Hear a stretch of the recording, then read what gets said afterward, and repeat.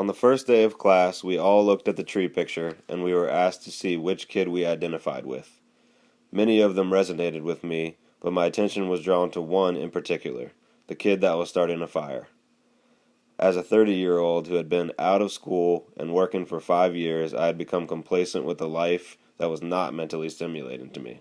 When I made the choice to go back to school, that was the spark. It takes a lot of work to turn a spark into a flame. Without the work, it is easy for the spark to fade away. With the work, it can grow bigger and bigger.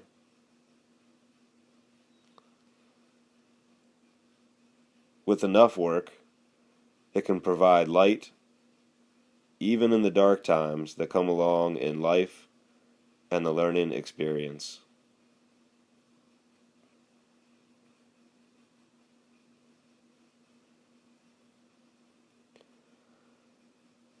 So, what is human development? That is a pretty complex question, but a quote that we were given in the beginning of class says that human development is the process in which the mind develops or changes through processing information in the surrounding environment.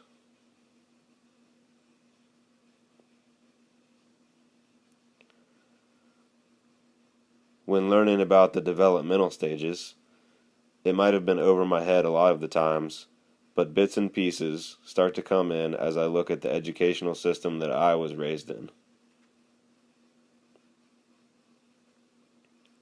I was not always the best student, but given the chance to create, I usually thrived.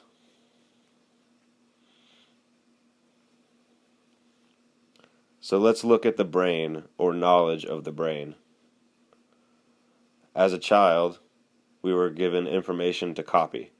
Then we reproduce it, or regurgitate it, on a test. Then usually it's gone.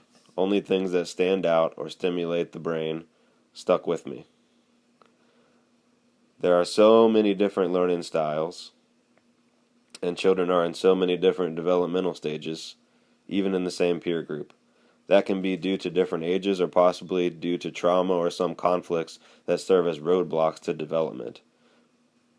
But most importantly, everyone sees things differently. So sometimes you have to see them differently to be able to help. In a world of standardized tests and standardized behavior, most children are raised in an educational system that does not account for that.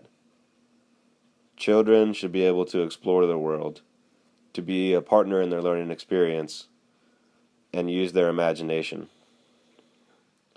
So I feel like I have to go through a process of relearning after a time that I felt like I was done learning.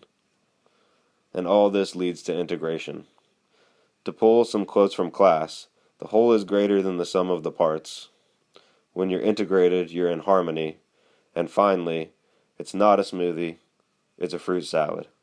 That one stuck with me when trying to assemble my own personal fruit salad. I must take what we learn about development and developmental stages, apply them to myself, then apply them to others that I mean to help. In learning about attachment, I had to explore my own issues with attachment, like social anxiety and fear of a lack of permanence. We live in a society that has become heavily based on socialization as it applies to school and work. It's much different than attached to survive and the social brain as it was before, but it is equally important. In a sea of shoulds and should nots, if it does not come natural to socialize, then it is easy to become an island, isolating yourself from the world.